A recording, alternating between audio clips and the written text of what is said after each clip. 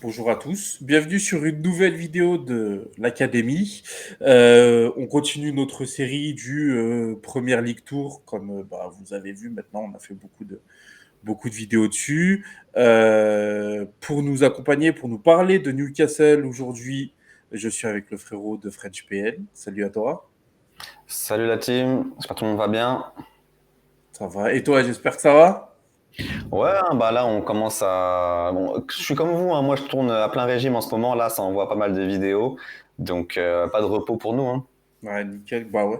Les gens ils disent que c'est le moment un peu plus plat YouTube et tout, mais c'est nous, on a Que beaucoup dalle, d'infos là. En plus, nos deux clubs, ils ont beaucoup d'infos, donc ils sont actifs. Donc, laisse tomber. alors nous, l'activité moyen, mais les journaux, ils disent beaucoup de choses. Donc on a de quoi manger. Le frigo est plein.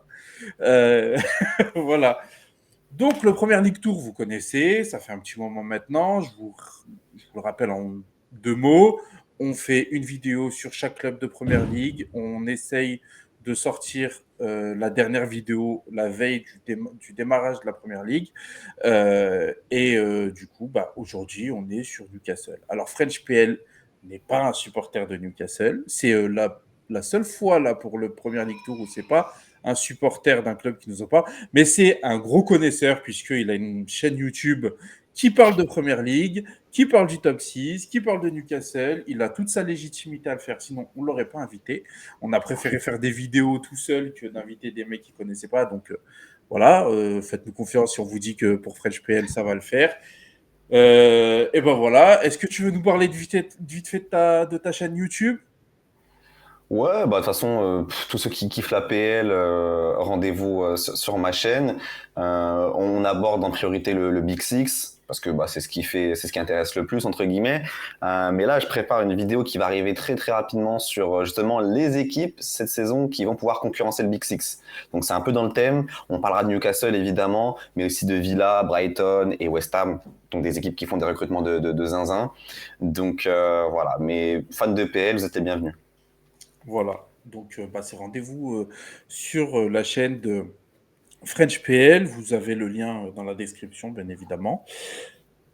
Alors, avant qu'on commence, je vous propose de vous abonner, de liker et puis de commenter, bien évidemment. Dites-nous votre avis sur Newcastle, sur l'effectif, enfin, tout ce qu'on va dire. N'hésitez pas. C'est parti.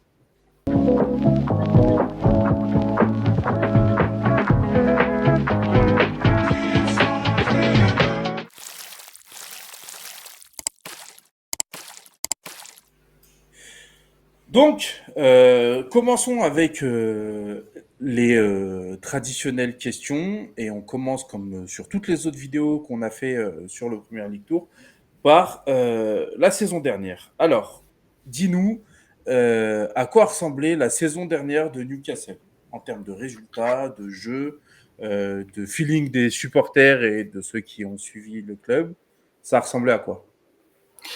Ben, Newcastle, c'est une équipe qui était très attendue déjà, puisqu'ils ont fini quatrième la saison d'avant.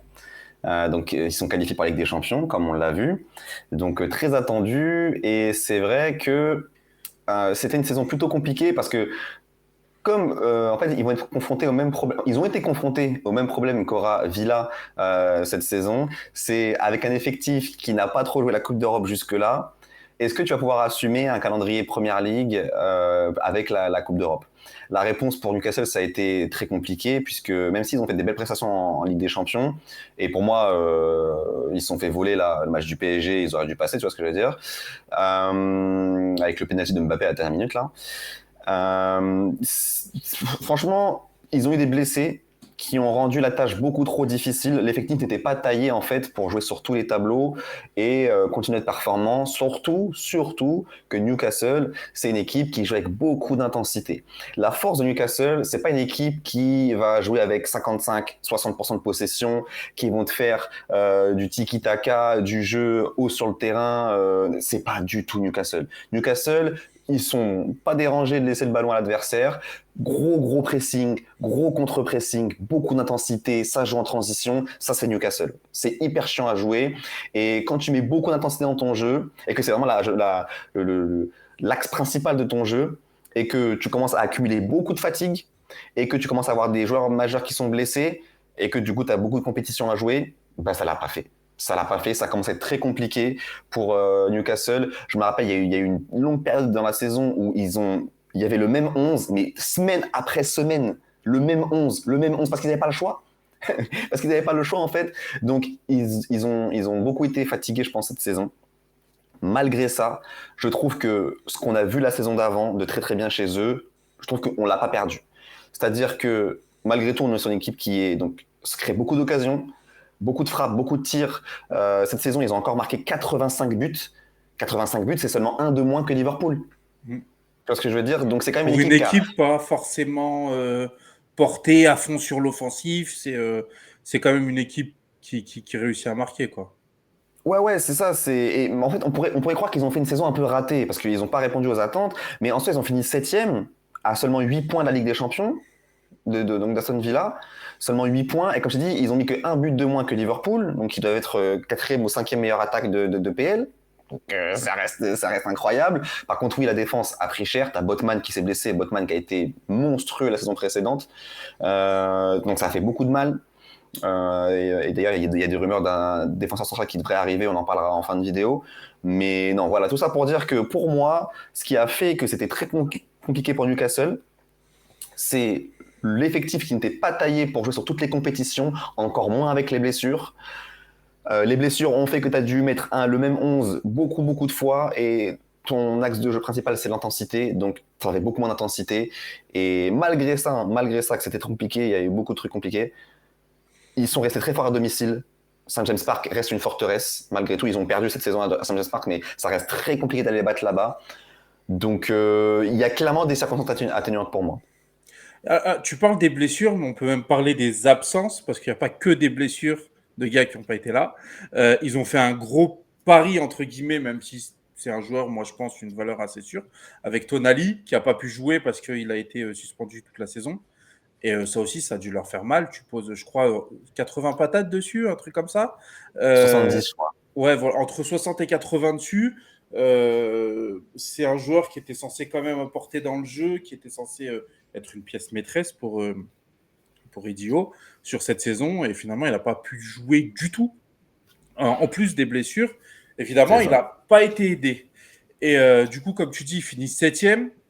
Alors, bien évidemment, pour Newcastle, septième, mais en même temps, Newcastle, ils ont envie qu'on parle plus d'eux comme ça. Enfin, ils ont vocation à ce qu'on parle d'eux comme un club qui doit finir dans les quatre premiers, qui doit même viser troisième, deuxième place. Enfin, ils n'ont pas vocation à rester comme ça tout le temps. Mais c'est vrai que c'était une saison assez particulière pour eux, avec les blessures, etc. Mais, et on va venir sur le mercato de Newcastle. Euh, je trouve qu'on n'a plus tu vois, quand ils sont arrivés, quand les Saoudiens sont arrivés, on a vu cet entrain, même si ça n'a pas dépensé n'importe comment, mais ça a dépensé. C'est aller chercher des joueurs intéressants, etc. Cet été, malgré la mauvaise saison, ça a l'air d'être quand même plus calme. Ils ont acheté quoi? Deux, trois joueurs, je crois. Ils ont deux départs. Alors, ils perdent pas de joueurs pour l'instant. Ça parlait du départ de. Oh mince, j'ai mangé son nom. Ils ont failli perdre Guimarães et Isaac. Gordon aussi. On parlait du départ d'une vente de Gordon. Et du coup, bon, ils réussissent à garder le gros de leur effectif. Mais ils n'ont pas l'air de se renforcer plus que ça à première vue. Qu'est-ce que tu en penses, toi? Ben, faut remettre en contexte, en fait, le contexte économique de Newcastle, c'est quoi? C'est donc les Saoudiens ou je sais plus quoi qui arrivent. Et il y a des dépenses. Donc, ils n'ont pas dépensé n'importe comment, mais en fait, il y a une raison pour ça derrière. C'est que les revenus, en fait, c'est simple. Aujourd'hui, un club qui a beaucoup de revenus peut dépenser. C'est pour ça que un club comme United ou Chelsea ou les gros clubs qui ont des grosses fanbases, qui ont des fans à travers le monde entier, etc., des revenus commerciaux dans le monde entier, peuvent un peu plus dépenser. Encore plus ceux qui ont des revenus liés aux Coupes d'Europe, etc. Aujourd'hui, Newcastle, on le sait, Newcastle, c'est un club, je vais pas dire local, mais t'as capté, c'est pas un club à rayonnement international, qui fait que les revenus sont assez limités. Malgré ça, il y a eu des dépenses de fête, et en fait, Newcastle s'est retrouvé bloqué avec on sait le PSR, donc le fair play financier de la Première Ligue, les surveille de très très près. Et ce qui fait que on a longtemps pensé que justement ils étaient obligés de vendre soit Isaac, soit Guimarães ou Gordon pour justement respirer, enfin avoir une grosse entrée d'argent et pouvoir dépenser un petit peu sur les postes où il y avait des besoins. Il y a une vente, ils ont fait 2 ventes. Alors, je trouve que ces 2 ventes, il y en a une surtout, je trouve que c'est la vente qui est passée le plus inaperçue du mercato entier en Europe. Si je vous dis que Elliot Anderson, déjà qui connaît Elliot Anderson? Pas grand monde. Il a été vendu par Newcastle à Nottingham Forest pour 41 millions d'euros et personne n'est au courant. Personne ne le sait. Moi, j'ai vu ça il y a quoi? Il y a 2 semaines. J'ai vu, mais parce que j'ai vu un recap des transferts les plus coûteux de Premier League jusqu'à présent. Et je vois dans la liste, il y a Elliot Anderson. Mais c'est quoi ça? 40 millions d'euros. En fait, ça a fait beaucoup de bien à Newcastle, qui a pu du coup, il n'était plus dans l'obligation de vendre Almiron ou Gordon ou Ishak ou Guimarães. C'était un peu les 4 joueurs qui étaient en ballottage. Et du coup, ils ont pu les garder. Ils ont pu les garder, ça fait une entrée d'argent. Ils ont aussi tiré un trait, malheureusement, sur un gros potentiel, Yankumba Minte, donc qui est un talent qu'ils avaient recruté pour peu cher, qu'ils ont développé, il me semble, en Eurodivisie. Et cette année, il devait intégrer l'effectif, mais finalement, pour rentrer un peu d'argent, Brighton a vu le potentiel, a mis 35 millions d'euros. Donc en fait, on a un Newcastle qui a récupéré 41 plus 35 et qui du coup respire, peut commencer un peu à tourner la tête vers les arrivées, puisqu'on le sait avec le mercato, les dépenses apparaissent en une fois sur les books financiers, mais les arrivées sont échelonnables sur le nombre d'années du contrat. Donc finalement, tu peux, pour 70 millions d'euros qui arrivent cash, tu peux dépenser peut-être 100, 150, mais étaler du coup sur la durée d'année des transferts. Pour l'instant, en arrivée, on a, tac, j'avais ça sous les yeux, bah, je l'ai perdu, tu vois. Je sais qu'il y a Vlachodimos. Comment? Il y a Vlachodimos aussi, le gardien. Voilà, le gardien qu'ils ont pris. Ils ont pris un gardien pour concurrencer Nick Pope, qui est peut-être là encore convalescent, retour de blessure, etc. Ils ont validé du coup la clause de Lewis Hall, donc le jeune latéral formé à Chelsea. Et ça a surtout été ça au niveau des arrivées. Donc, ouais, mercato contexte compliqué pour Newcastle. Donc c'est pour ça qu'ils n'ont pas fait des folies, mais très important pour eux, ils ont gardé leur meilleur joueur. Et le Elliot Anderson, est-ce que tu en as entendu quelque chose? Tu sais c'est quel type de joueur? Je ne connais pas du tout. Je vais être honnête, hein. Je vais être honnête. Je l'ai vu jouer cette saison. J'ai vu jouer sa tête, je l'ai vu jouer, etc. J'ai pas trouvé qu'il était incroyable, pas mauvais, mais j'ai pas trouvé qu'il était incroyable. Il a que 21 ans. Il a que 21 ans, c'est un joueur à développer. Peut-être que certains ont vu un potentiel en lui que moi j'ai pas vu. C'est vrai que cette saison, je regardais surtout le petit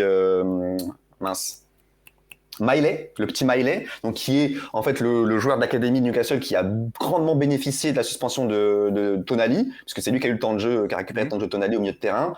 Gros talent, pour moi il crevait l'écran et j'aime beaucoup aussi Guimarães. Donc j'ai pas forcément vu Anderson, mais écoutez, Forest a mis 41 millions d'euros dessus. Ils ont déjà beaucoup de milieux Forest, ils ont déjà beaucoup de milieux de terrain, donc à voir si ça va être fructueux pour eux, mais en tout cas Newcastle, je pense que c'est une très bonne vente pour eux. Moi, les 20-25 millions sur Vlachodimos, je les comprends pas personnellement. Je sais pas si. Enfin, c'est un gardien qui est. On était dessus l'année dernière pour. On a pris au final Baïndir. Mais c'est quand même un gardien. Il y a des mecs de la fanbase de Benfica qui ont fait des threads pour expliquer que c'est un tir encaissé, un but. Il y a des mecs, ils en ont trop marre, ils l'insultaient. Enfin, vraiment, c'est un joueur que je voulais absolument pas à Manchester United. Et je vois qu'il pose 25 millions en plus avec le fair play financier dessus, alors qu'il serait remplaçant. Et c'est Forest aussi. Donc peut-être. C'est ça, c'est ce que je viens de voir en fait. Et c'est ce que je viens de voir. Et en fait, je viens de capter que du coup, ça aussi, c'est quelque chose qui peut intéresser peut-être les viewers. C'est que justement, pour contrer un peu le PSR anglais, il y a certains clubs qui ont fait des manips. Comme je vous ai dit, si tu as bien compris le fonctionnement au niveau de l'étalement des paiements, ça fait sens pour des clubs de céder de cette façon-là. C'est-à-dire que en effet, tu as des clubs qui vont, tiens, je t'achète ce joueur-là à temps, ça va un peu vendre un peu plus cher pour avoir une grosse entrée d'argent plus importante. Et derrière, moi, je te vends lui, mais c'est pas grave, même si tu t'achètes le gardien à 23 millions d'euros, ce qui est cher, 23 millions d'euros divisé par 5 années de contrat, Tu vois ce que je veux dire? C'est Finalement, ça. les clubs cèdent comme ça. Les clubs cèdent comme ça, c'est pour ça que notamment, il y a d'autres clubs qui ont fait des manipulations comme ça. Est-ce que j'ai un exemple en tête? Chelsea et Aston Villa. On a Villa qui va acheter Madsen plus de 40 millions d'euros. Ok, donc c'est légèrement, il avait une cote à 30-35, donc c'est légèrement plus cher que la cote truc. Et derrière, dans l'autre sens, tu as Chelsea qui va prendre Kellyman à Aston Villa, donc un joueur qui sort de l'académie, pour 19 millions d'euros. Donc c'est une grosse somme, mais c'est des clubs qui s'entraident pour le PSR. Ouais, bon. Donc voilà, bon, écoutez, il nous oblige de toute façon à faire ça, sinon on peut pas C'est clair. résister. Ok, bon, alors, on a ce mercato qui est du coup ce qu'il est. Les attentes pour la saison prochaine, justement, sachant que le mercato va. Ils n'ont pas acheté 10 joueurs de grand talent. Où est-ce que tu vois Newcastle et qu'est-ce que comme tu parles de Première Ligue, tu es sûrement en lien avec des supporters de Newcastle aussi. Tu as sûrement des retours. Qu'est-ce qu'ils espèrent pour la saison prochaine? Réintégrer le top 4, se maintenir dans un top 6. C'est quoi les attentes du côté de Newcastle? Bah, après, j'ai pas trop contact avec des fans de Newcastle, pour le coup. C'est pas une fanbase qui est très présente sur les réseaux. En tout cas, Ok. moi, j'ai pas forcément de contact avec eux. Mais moi, je vais peut-être en choquer certains. Mais compte tenu des 2 dernières saisons, quand vraiment tu vois les matchs de Newcastle, aujourd'hui, il y en a qui pourraient se dire, ouais, mais ils ont acheté personne, ils ont fini 7e, donc peut-être qu'ils vont stagner. Moi, je vous jure que Newcastle va être la surprise de la saison. Ça va être la surprise de la saison. Pourquoi? Parce que la dernière saison qu'ils ont fait sous Eddie Howe, sans Coupe d'Europe, c'était 4e. Et on le sait, c'était la hype totale. C'était magnifique. Donc là, je pense qu'ils vont totalement revenir dans ce schéma-là, où le fait de finir 7e à quelques points des Coupes d'Europe, pour moi, je trouve que ça va être la meilleure chose pour eux d'un point de vue Première Ligue. Ils vont pouvoir se focaliser sur l'APL. L'effectif, il est, je dirais, assez étoffé pour pouvoir assumer même les coupes. Au niveau latéral gauche, tu as une rotation Lewis Hall, Dan Burn. Lewis Hall, moi, je suis ultra fan. Formé à Chelsea, je vois un immense potentiel dans ce joueur-là. Donc, s'il pète, attention. Après, en défense centrale, donc, tu as Botman qui revient et tu as Cher. On sait qu'il y a des rumeurs avec Marc Guéhi. Si tu as ces 3 joueurs-là qui tournent là dans la charnière, c'est ultra solide. À droite, il y a des rumeurs de départ de Trippier, mais tu as Livramento, un autre joueur formé à Chelsea. Monstrueux le potentiel de ce joueur, très rapide, très bon en défense, mais aussi très bonne qualité de centre. Monstrueux comme ils ont Il une est paire bien de latéraux. revenu de il est bien revenu de ses croisés, parce qu'il s'était fait les croisés quand il a. Alors, il me semble Il qu'il a était joué à joué à Southampton. Southampton quand il C'est s'est fait les croisés. Il est transféré la saison dernière à Newcastle, si je dis pas de bêtises. Il prend un gros risque. Ils prennent un gros risque en fait en le prenant parce qu'il avait pas encore. Il avait joué en fin de saison et du coup on a vu qu'ok il tenait debout etc. Mais derrière ils vont mettre je sais plus combien, je crois plus de 30 millions d'euros sur Ouais, c'est sur ça, lui. 30-35, ouais, un truc, ouais. C'est un gros risque mais si ce mec continue ça fait son ascension ça va être incroyable. Donc Mais la déjà, défense pour moi. Southampton, c'était un joueur de fou. La preuve, c'est que l'année dernière, on a fait une vidéo top 5 des joueurs à suivre, machin. Et j'avais mis Livramento dedans. Et je me suis fait tuer dans les commentaires. Oui, il a Ils dit savent c'est pas. pas FM, c'est pas parce qu'il avait 5 étoiles, nanani, nana. Ils savent pas. J'ai dit, mais c'est un truc de fou. On n'a pas vu Southampton jouer quand Livramento y était. Et en fait, bah voilà la saison qu'il fait, quoi. Non mais Donc clairement suivez ils ont pas. l'académie, on dit pas de conneries, les gars. L'académie, c'est que l'académie, les petits jeunes, ils connaissent, ils connaissent. C'est un Voilà. peu le Rising Boiler, c'est ça. Et donc, tu vois, pour moi, défense solide, milieu de terrain aussi, donc tu pars avec des titulaires, tu partiras avec Tonali, Joelinton, Guimarães, c'est ultra fort, sachant que là, cette saison, tu as un banc avec Miley, Longstaff et Willock, donc voilà. Et en attaque, tu as gardé Gordon, tu as Isaac, à droite, tu as une concurrence Murphy-Almiron qui est pas haut de gamme, mais franchement, ça fait le taf. En tout cas, dans le système de Eddie Howe, en transition, on le sait que ça fait le taf. Almiron, c'est pas Yamal, mais en transition, il fait très mal. Désolé pour le jeu de mots un peu chelou. Et on sait que toujours Harvey Barnes, c'était une bonne recrue déjà l'année dernière. Donc l'effectif, Il s'est beaucoup blessé. Enfin, il s'est fait une grosse blessure au pied qui lui a fait rater de septembre à janvier, je crois. Mais après, il est bien revenu. Enfin, voilà, ouais.